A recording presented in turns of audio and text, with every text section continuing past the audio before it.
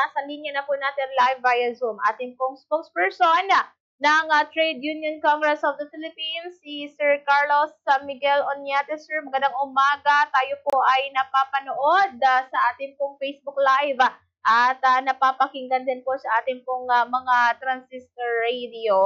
And again, sir, welcome sa program. Si Bombo MJ po ito. Magandang umaga din po, Bombo MJ. Magandang umaga din po sa lahat ng ating mga taga-subaybay. Yes po, sir. Nang nakaraang araw, nagkaroon ho tayo, kumbaga naimbitahan din po ang ating pong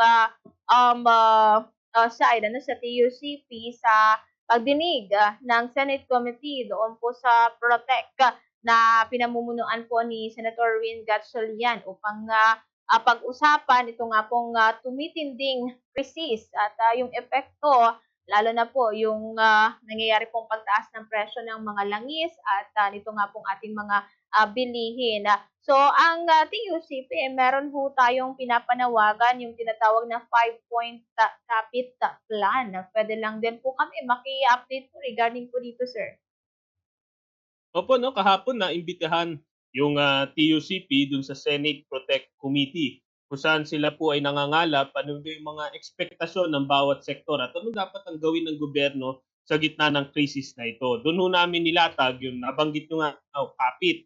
No? So essentially, very briefly, no, kanselahin ang buwis, meaning VAT at excise tax sa langis, kuryente, pati na rin pagkain. Letter A, agapan ang presyo. Yun nga, binanggit namin doon na automatic na dapat ang price control kung ang dineklara ay state of national emergency. Pero it appears to us na parang nabitin pa na ang dineklara lang ay energy emergency. So parang in denial pa rin dun sa extent ng crisis na meron tayo. Yung letter P, syempre pataasin ang sweldo. Yung ating mga kababayang minimum, lalo yung sa labas ng Metro Manila, ay hindi naman nagtatamasa ng mga diskwento sa LRT, MRT.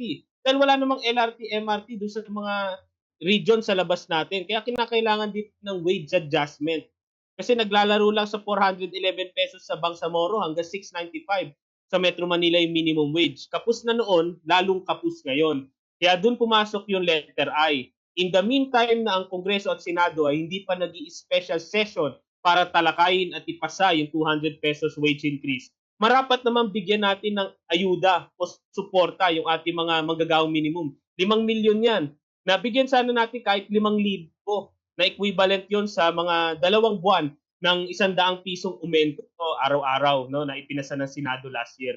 At yung letter T doon ay tigil muna natin yung bayad utang. Marami, lalo sa ating mga lower middle income earners, ang laging naglo-loan para matustusan yung ating mga gastusin kasi hindi naman sapat ang sweldo. Pero panahon ngayon na wag muna tayong maningil ng monthly amortization payment, lalo yung SSS, GSIS at Pag-ibig para eventually naman sumunod din yung mga ibang financial institutions na nagpapautang, nagpapalending na sana wag munang maningil sa panahon na ito. So ano yung naging tugon ho nung hayag po natin na doon po sa Senate Committee on Protect, ito nga pong ating plano ng TUCP? Opo, no, positibo naman yung naging response ng Protect Committee na sa katunayan lahat nga ito kakalapin nila lalo yung pagdating dun sa wage subsidy kasi usapin ito ng budget. So dumadaan yan sa Kongreso Meron tayong existing na 2026 national budget na tingin namin sabi naman ng DBM may 230 billion na budget para sa Middle East crisis response. Ang tansya namin sa initial implementation ng wage subsidy mga 25 billion or it is just 10% of the available budget for the Middle East crisis response. So kami ay umaasa na ito ay masasama dun sa kung anumang bubuin, kung is it a supplemental budget o realignment ng mga budgetary items para matustusan po itong wage subsidy. Dahil sabi nga namin sa Senate Protect Committee, dun kasi sa ibinuong Uplift Committee, Executive Order number 110 ng Pangulo, wala nga Department of Labor and Employment na miyembro ng committee na yon na wala ring manggagawa, no, representative ng manggagawa na kasama sa committee na yon. Kaya itong pag-asa na lang namin ay yung Senate Protect Committee. Oo, kasi kumbaga parang hindi lang dapat more on fuel subsidy para sa sektor ng transportasyon yung binibigay. Kumbaga meron din sa subsidy sa ating mga wage earners, ito yung mga nasa pribadong sektor. Tama po kayo 'no, wala namang issue na talagang unang tinamaan ay yung ating mga manggagawa sa transport sector. Pero yung mga susunod na tatamaan, yun na ho yung mga manggagawang minimum at ito rin po ay para solusyonan dahil na kung naalala niyo merong ₱1 na dagdag sa pamasahe 'no, sa Metro Manila na hindi pa naibibigay 'no, hindi pa napapatupad, kaagad ng binawi. At ang nirason dun ay kawawa naman yung mga manggagawang pasahero. Wag po natin pagsabungin 'no, yung mga manggagawa sa transport sector, manggagawang pasahero, kasi lahat po ito kinakailangan talaga ng tulong. Lalo na ho yung 5 milyon na minimum wage earners. Sila po yung pinakamababa talaga yung kinikita. At ang susunod na pong mga tataas ay mga pangunahing pangangailangan na po kagaya ng kuryente, pati pagkain ay tumataas na rin po yung presyo. So kailangan po nila ng salbabida. Like dito sa amin nung nakaraan na ay, yung DOLE nagpalabas ng, information na meron pong, wage, hike dito po sa Bicol, ₱455 yung daily, sa April 8 and yung next tranche, for ₱80 na sa December pa. So talagang, sa tingin ng ilan po nating mga manggagawang mga Bicolano, kakarampot din po kahit na tinaasan ng ₱55 yung daily minimum wage, hindi pa rin sapat, no? Para doon sa pangtustos sa pang-araw-araw, lalo ngayon na possible nga yung pagtaas ng mga presyohan ng iba pang mga basic commodities. Tama po kayo 'no, ang latest na wage order ay diyan nga po sa Bicol, pero tandaan ho natin, nung kinompyut nila yung dagdag na sweldo diyan sa Bicol, wala pa naman ho yung krisis na ito 'no. Hindi pa na-factor in yon dun sa kung anong consultation na nagaganap. Hanggang ngayon tingin namin 'no, karamihan o halos lahat ng ating mga regional wage boards ay natutulog pa sa pansitan at nagtatago dun sa mga barya-baryang wage order na ibinigay nila kasi merong provision sa batas, 1 taon. Hindi dapat magalaw yan. Unless may supervening event. Ibig sabihin, merong matinding pangyayari na kinakailangan talagang i-adjust. Tingin namin, kung hindi pa extraordinary itong taas ng presyo ng petrolyo na ito at hindi pa emergency ito, hindi na namin alam kung ano yung national emergency o ano yung extraordinary increase in prices na kanilang tinutukoy. Oo nga, and lalo na yun nga, yung nababanggit po ninyo na kahit nag-declare na ng national emergency or national energy emergency sa buong bansa, pero tuloy-tuloy pa rin yung pagtaas even sa presyo ng langis at, iba pang, mga, bilihin. Opo 'no, yun nga rin kami nagtataka 'no, TUCP yung unang nanawagan 'no, mga last week pa yun 'no, wala pang nag-uusap tungkol sa national emergency na sinabi namin magdeklara ng state of national emergency para magamit natin yung probisyon sa Oil Deregulation Law, yung Section 14E. Na sinasabi dun kung may emergency, the government through the Department of Energy may take over or direct the operations of gas companies. Tayo po ay nagtataka 'no, napakalaki ng inilundag ng presyo, lalo ng diesel kasi yan ang gasolina ng manggagawa talaga, mga manggagawang tsuper natin.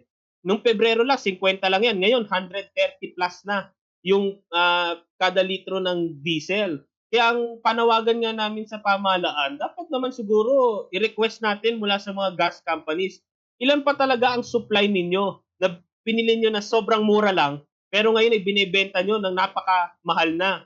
At magkano ba talaga ang tubo ninyo? Kasi just last February, no, February this year lang, yung mga malalaking gas corporations nagyabang pa na ang kanilang kita ay halos dumoble. Pero ngayong panahon ng krisis, tingin namin wala silang sakripisyong inaambag sa krisis na ito, kundi para pinagkakakitaan pa dahil napakataas ng presyo ng diesel considering na binili nila yung supply na napakamura rin noon. Oo ano. So talagang, nakukulangan pa rin tayo sir sa effort ng ating national government pagdating sa, mga ginagawa pong, solusyon or pagtugon dito po sa krisis sa global oil price. Opo 'no, kasi parang ang nakikita nga namin 4 weeks na ho tayo 'no, 4 na linggo na tayong may giyera sa Middle East at kinakaharap natin 'tong pagtaas ng presyo. Pero parang in denial pa kasi tayo dun sa extent, hindi natin pa makilala ano ba 'to, krisis o emergency. Alam na matagal nung ating mga kababayan na may krisis talaga. In fact, sa iba nga alam nila kalamidad talaga ito sa mga tahanan. Kaya nga sabi namin sa SSS-GSIS nararapat ding magbukas na rin na naman ng mga calamity loans para makatulong sa ating mga pamilyang Pilipino, no? In denial pa kasi yung gobyerno natin, kung hindi tayo makakapaghanda sa isang krisis, kung hindi natin kinikilalang may krisis. So yun yung tingin namin, no, major na punto rito. Ang sinabi nga namin sa Senate Protect Committee, merong pondo, merong kapangyarihan, merong mga batas na nakalagay na kung emergency, ganito ang gagawin natin. Pero kung di natin ipapatupad yon, walang kwenta yung emergency declaration kung walang emergency action mula sa pamahalaan. Opo. So, talagang ipinipunto din po natin dito na pinakaapektado ho talaga ang mga manggagawang Pilipino. So, dapat kasali sa crisis committee kasi kapag kung ano man yung mga desisyon or nagkakaroon ng mga decision making process, included talaga naman ng mga labor sector po ano pag prioritize din po yung mga workers. Opo, no, kung sa populasyon lang natin, yung kung pag-usapan natin yung working population, 50 million ng ating mga kababayan ay manggagawa. So, ang pinakatatamaan talaga sektor dito, yung ating mga manggagawa, no? Kaya lang, dun nga sa kung ano mang binubuong crisis committee na yan, o uplift committee, no? Wala na ngang workers representative, wala pang Department of Labor and Employment.